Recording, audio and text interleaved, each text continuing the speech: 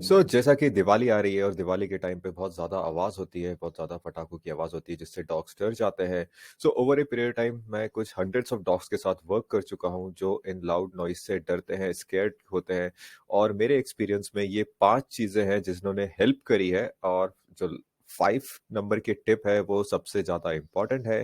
Please इस video को देखिए और प्लीज़ अपने डॉग पर आप ये इम्प्लीमेंट कर सकते हैं और आपका डॉग इन चीज़ों को इम्प्लीमेंट करने के बाद वो काम डाउन हो सकता है।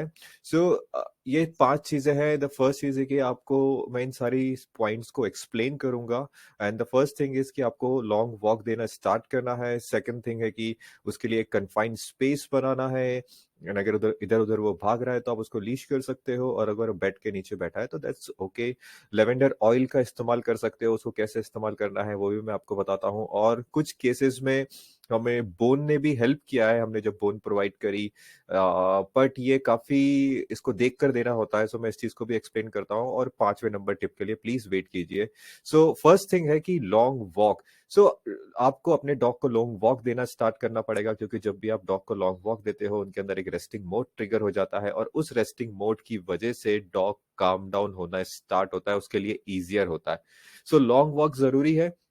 स्ट्रक्चर्ड वॉक ज़रूरी है डॉग के लिए कि आप लॉन्ग स्ट्रक्चर्ड वॉक उनको दे रहे हो। आज से ही आप स्टार्ट कर सकते हो ताकि आपके डॉग के अंदर रेस्टिंग मोड डेली बेसिस पे ट्रिगर हो और डॉग के लिए वो आसान हो, जब भी एक लाउड नॉइस आए तो वो काम डाउन हो। इसने हमारी हेल्प करी है। ये तो सब डॉग्स के लिए ज़रूरी होता है। हमने सारे केसेस में लॉन्ग वॉक को मैंडेटरी रखा था और ये लॉन्ग वॉक ने हमारे हर एक केस में हेल्प किया है। तो सेकंड थिंग आती है कि आप एक कन्फाइंड स्पेस बना सकते हो, एक प्लेस बना सकते हो क्योंकि डॉग को ऐसा लगता है कि जब बहुत आवाज़ हो रही होती है, शायद वो पटाखों की हो या फिर वो थंडरस्टॉर्म की हो, उनको ऐसा लगता है कि जो वॉल्स हैं उनके ऊपर गिरने वाली है। एक थोड़ा लो लेवल पर हमको एक कन्फाइंड स्पेस बनाना होता है टेबल के नीचे और उसको हम हर तरफ से ढक सकते हैं ताकि डॉग आपका वहां पर बैठ सके।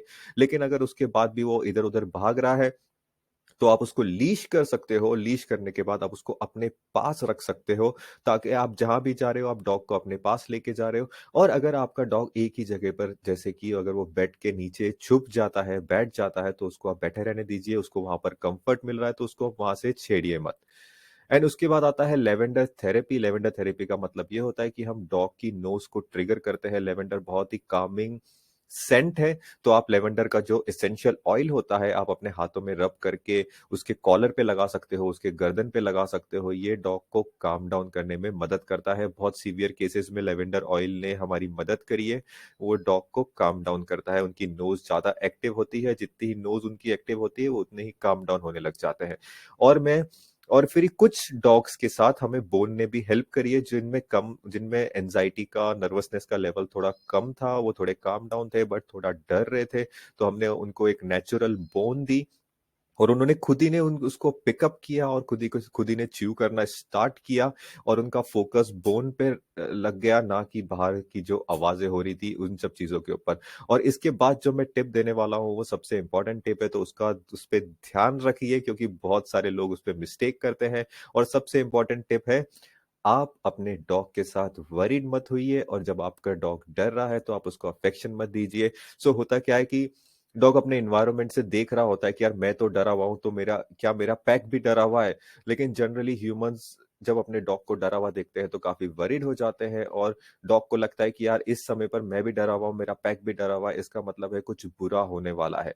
और जो एक और मिस्टेक करते हैं कि वरीड होने के बाद आप अपने डॉग को अफेक्शन देने लग जाते हो। जब आपका डॉग नर्वस होता है, इनसिक्योर होता है, एंशियस होता है, उसकी वजह से जो उसका नर्वसनेस है, इनसिक्योरिटी है, एंजाइटी है, वो आप उसको नर्चर करते रहते हो, रीइंफोर्स करते रहते हो। प्लीज अपने डॉग के साथ वरीड मत होइए और उसको अफेक्शन मत दीजिए। और आखिर में प्लीज ये जो वीडियो है इसको शेयर कीजिए। Thank you very much.